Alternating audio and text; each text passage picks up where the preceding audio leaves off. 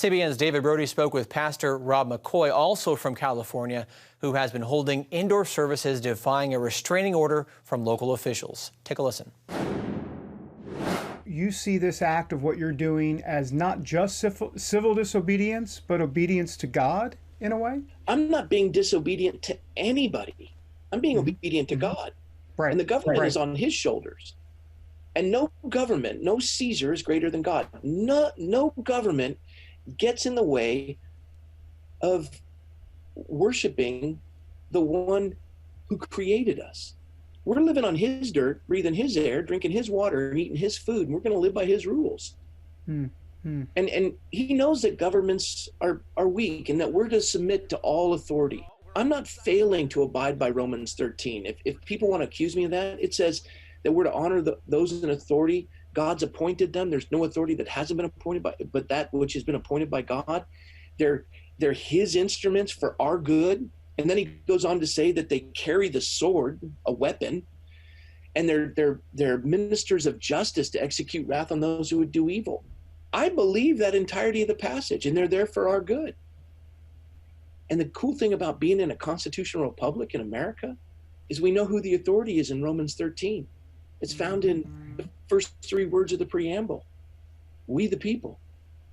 They govern by our consent, and they're bound by a constitution they're not permitted to violate. Sometimes it can be hard to judge someone's motive, obviously, but with Gavin Newsom, how nefarious is all of this in your view as to what we know the politics, we know his politics, we know the state of California. How concerned are you that the motive behind this has a nefarious nature to it? Well, I would encourage every pastor to serve in a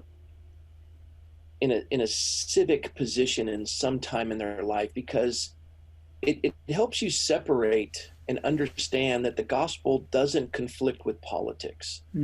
What you come to realize is they're ideologically opposed to you, but you come to realize they're pretty cool people. And people aren't the enemy, they're the opportunity. And you contend in the public square for those ideas. But if you just back away and say politics is dirty and I don't do it, or I'm tired of voting for the lesser of two evils, that's lazy. But when you step into the public square, you meet some pretty amazing people that are trapped in bad ideology. And you love them into understanding. Love hopes all things. I call him Governor Mussolini, and I have fun with it. And I'd say it to his face, just jokingly. Just jokingly. No, I would.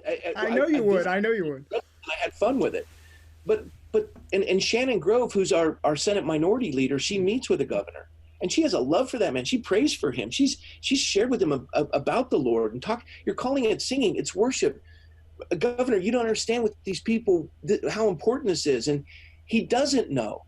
But how will they know unless someone tells them?